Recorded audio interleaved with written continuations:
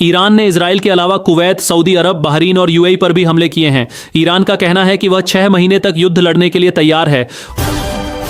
उत्तर प्रदेश के मुख्यमंत्री योगी आदित्यनाथ ने कहा कि अगर कोई बेटी की सुरक्षा में सेंध लगाने की कोशिश करेगा तो उसे धरती पर कहीं जगह नहीं मिलेगी। कुवैत में जान गंवाने वाले अमेरिकी सैनिकों को अमेरिका के राष्ट्रपति डोनाल्ड ट्रंप ने श्रद्धांजलि और सलामी दी। एलपीजी की बढ़ती कीमतों के खिलाफ तृणमूल कांग्रेस ने विरोध प्रदर्शन किया। प्रधानमंत्री नरेंद्र मोदी ने कहा कि ओम बिरला जितने अच्छे सांसद हैं उतने ही बेहतरीन लोकसभा अध्यक्ष भी हैं। राष्ट्रपति द्रौपदी मुर्मू ने कहा कि यह देश हिंदू, मुस्लिम, सिख और ईसाई सभी का है। उत्तर प्रदेश के डिप्टी सीएम केशव प्रसाद मौर्य के हेलीकॉप्टर की इमरजेंसी लैंडिंग करानी पड़ी। करीब 2000 फीट की ऊंचाई पर अचानक डिस्प्ले बंद हो गया और हेलीकॉप्टर में धुआं भरने लगा। उन्होंने सुबह 10:45 पर लखनऊ से कौशांबी के लिए उड़ान भरी थी। बिहार के मुख्यमंत्री नीतीश कुमार के राज्यसभा जाने की चर्चा पर जेडीयू विधायक विनय चौधरी भावुक हो गए और कहा कि अब तो उन्होंने सारा खेल ही खत्म कर दिया। एलपीजी की कीमतों को लेकर कांग्रेस अध्यक्ष मल्लिकार्जुन खड़गे ने सरकार पर तंज कसा। उन्होंने कहा कि 14.2 किलोग्राम वाले घरेलू गैस सिलेंडर की कीमत में 60 रुपए की बढ़ोतरी की गई है, जबकि खाड़ी देशों में युद्ध की वजह से कमर्शियल सिलेंडर के दाम 115 रुपए बढ़ गए हैं। राष्ट्रपति द्रौपदी मुर्मू के अपमान के मुद्दे पर प्रधानमंत्री नरेंद्र मोदी ने टीएमसी पर निशाना साधते हुए कहा कि तृणमूल कांग्रेस का अहंकार बहुत जल्द चूर चूर हो जाएगा। पंजाब में महिलाओं को हर महीने 1000 रुपए देने की घोषणा की गई है। वहीं एससी समाज की महिलाओं को हर महीने 1500 रुपए देने का भी ऐलान किया गया है। महिला दिवस के मौके पर आम आदमी पार्टी की सरकार ने अपनी बड़ी गारंटी पूरी करने की बात कही।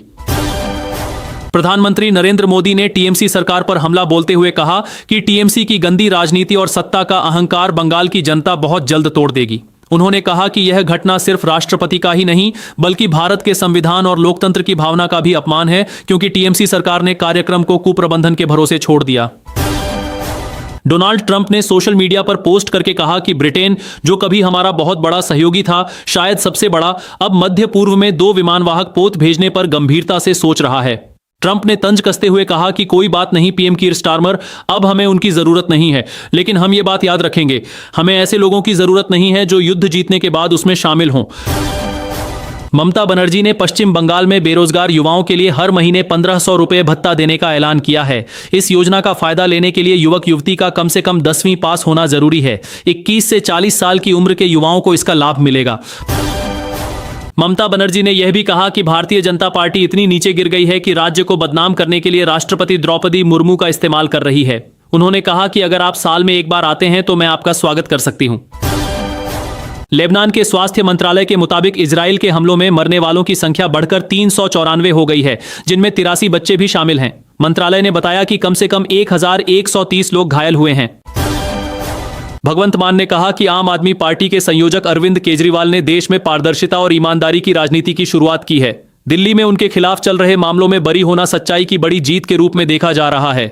उन्होंने कहा कि देश में इस बात को लेकर उत्साह है कि हमारी पार्टी जनता का पैसा जनता को वापस लौटा रही है। हम 4 साल के अंदर किए गए सभी वादे पूरे कर चुके हैं और कुछ ऐसे काम भी किए हैं जिनका वादा भी नहीं किया था। निशांत कुमार ने जनता दल यूनाइटेड की सदस्यता ले ली है। पार्टी में शामिल होने के बाद उन्होंने कहा कि उनके पिता नीतीश कुमार ने 20 साल में जो काम किया है उस पर देश और बिहार को गर्व है। अमेरिकी राष्ट्रपति डोनाल्ड ट्रंप ने कहा कि उन्होंने उनके पूरे बुरे साम्राज्य को खत्म कर दिया है और ईरान में अमेरिका का सैन्य ऑपरेशन अभी कुछ समय तक जारी रहेगा। बेंजामिन नेतन्याहू ने कहा कि हमारी सफलता से न सिर्फ पूरी दुनिया से परमाणु खतरा कम होगा बल्कि इजराइल और ईरान के बीच शांति की संभावना भी बढ़ेगी। उन्होंने कहा कि हमारे आसपास भी शांति का दायरा बढ़ेगा। आज हर कोई समझ रहा है कि अयातुल्लाह का शासन पूरी दुनिया के लिए खतरा है। हाल के दिनों में ईरान ने अपने आसपास के 12 देशों पर हमला किया है और हम उन देशों के साथ खड़े हैं।